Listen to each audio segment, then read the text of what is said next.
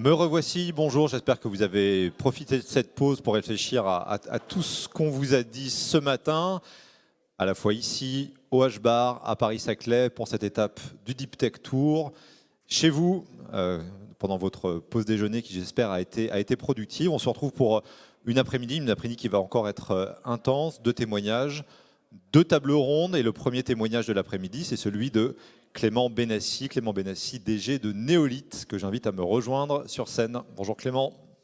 Bonjour. Le micro est ouvert. Asseyez-vous, je vous en prie. Fauteuil bleu, j'ai le fauteuil jaune. Il paraît que ça me va mieux au teint. Alors, Startup, je vais résumer l'angle de votre témoignage. Vous l'avez tous vu sur le programme. Startup Deep Tech, c'est avant tout une histoire d'équipe.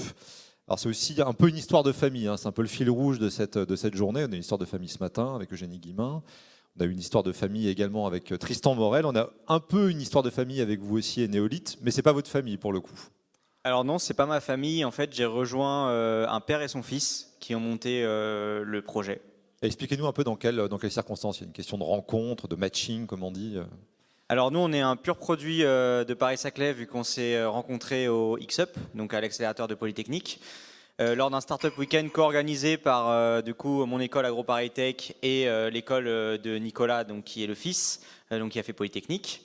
Et il était venu du coup avec son frère et avec son père pour tester l'idée, pour voir sur un week-end si l'idée pouvait être viable. Et par un hasard complet, je me suis retrouvé dans leur équipe. Et puis maintenant, ça fait 4 ans. Voilà. Et donc, comme ça d'un coup, c'était la première équipe que vous rencontriez, première idée que vous rencontriez, ou vous aviez déjà testé un peu les choses avant? Alors j'avais rencontré plusieurs équipes, j'avais fait différents événements, hackathon, startup weekend, etc. Mais rien qui m'avait vraiment branché comme cette idée-là. Et puis on s'est rendu compte surtout qu'on se complétait très bien. On l'a su apparemment selon la légende dès les premiers instants. Moi le père m'a dit dès les premiers instants je savais que tu devais rejoindre l'équipe. Donc en fait on s'est rencontrés comme ça au tout début et puis c'était un projet qui était à la fois dans l'écologie et dans l'industrie, c'est ce que je cherchais. Quand il y a des belles rencontres comme ça, il faut savoir saisir les opportunités, quoi. Ouais, deux pièces du puzzle qui s'assemblent, c'est la compétence technique aussi, bien entendu la relation humaine. J'imagine que vous vouliez travailler avec eux autant qu'ils voulaient travailler avec vous. Tout à fait, oui. Alors, Néolith, on y vient. Vous parliez d'un projet avec une fibre écologique. C'était déjà un des fils rouges de ce matin, la volonté d'impact.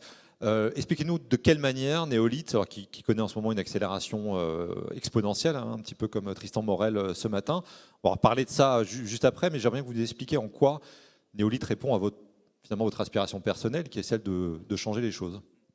Alors, pour résumer rapidement ce que fait Néolith, nous, on transforme les poubelles non recyclables en cailloux pour faire des routes et du béton.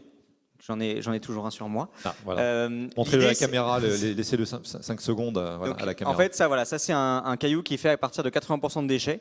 On prend des poubelles, par exemple comme la poubelle de cuisine, qui aujourd'hui soit enfouie, soit incinérée, ce qui génère une pollution considérable. Et nous, du coup, ça s'appelle la fossilisation. C'est la 3e voie de traitement des déchets non recyclables au monde. Donc, la fossilisation. La fossilisation, tout à fait. Donc, comme dans la nature, quelque part. Exactement. C'est-à-dire qu'en fait, on va s'inspirer de comment la nature fait pour former des roches, notamment des roches sédimentaires. On va créer ce caillou donc à l'aide d'un procédé industriel qu'on a mis au point. De manière accélérée, donc j'imagine. De manière accélérée, donc on fait ça en moins de 24 heures. Alors que la nature, il lui faut quelques millions d'années, tout à fait. Voilà, tout à fait. Alors l'apport écologique, on semble le comprendre, mais vous pouvez nous le préciser? Alors oui, nous en fait on développe des petites unités, donc on appelle des fossilisateurs, donc qui sont des procédés industriels qui permettent de transformer le déchet purement par manière mécanique, c'est-à-dire sans rejet, et donc qui ne génèrent pas des fumées comme l'incinération ou du méthane comme l'enfouissement. Donc avec ça, on réduit de 80% l'émission de gaz à effet de serre liée au traitement des déchets. Divisé par 5. Donc on divise par 5, voilà. Et ce qui représente à l'échelle mondiale environ une réduction de 5% des émissions de gaz à effet de serre, toute industrie confondue. C'est-à-dire 2 fois le trafic aérien. Donc ça répond, j'imagine, à une urgence écologique évidente, mais en plus à un marché que vous avez touché du doigt là. Vous avez commencé dans un garage, aujourd'hui vous êtes 65 salariés, 100 demain, la société est encore jeune, donc ça va extrêmement vite. Comment vous accompagnez, vous, en tant que... Alors vous avez été dans le garage des débuts, là, pour reprendre un peu la mythologie des startups.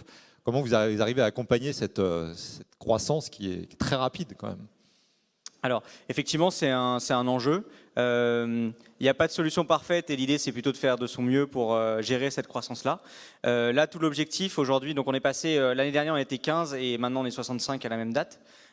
Donc il y a une croissance qui est très rapide et l'idée c'est de structurer en fait, de passer en fait de l'état start-up, innovation de garage où tout le monde se connaît, à passer à une entreprise structurée très rapidement. Donc c'est un enjeu aujourd'hui, c'est un de nos enjeux majeurs et l'idée c'est voilà de créer des pôles, de créer des méthodes de communication qui soient pas juste on se croise dans un couloir et on échange. Et de faire un processus d'onboarding, etc., que tout le monde se sente impliqué dans le même projet. Parce qu'aujourd'hui, quand on est 5-6, c'est très facile d'impliquer tout le monde dans la même dynamique écologique, industrielle et toute l'ambition. Quand on est 65, c'est déjà un peu plus compliqué parce qu'on ne peut pas parler à tout le monde. Donc l'idée, c'est de donner à tout le monde le même esprit par un même procédé d'onboarding. Et en plus, on est entre docteurs, entre ingénieurs au départ, entre gens de la tech, on va dire, même de la recherche. Et puis on rencontre d'autres métiers qui sont les métiers de l'industrie, d'autres catégories socio-professionnelles. C'est facile?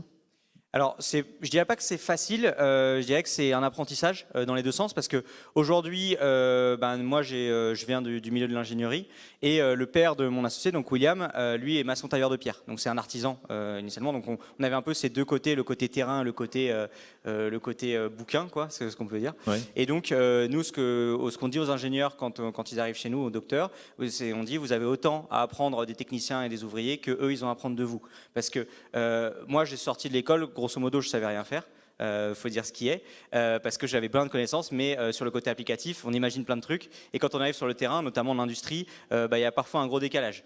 Et donc, c'est pour ça que nous, on maintient l'échange le plus possible entre toutes les catégories socio-professionnelles au sein de Néolith. Et je crois que c'est ce qui nous permet aussi d'avancer vite et d'avancer bien.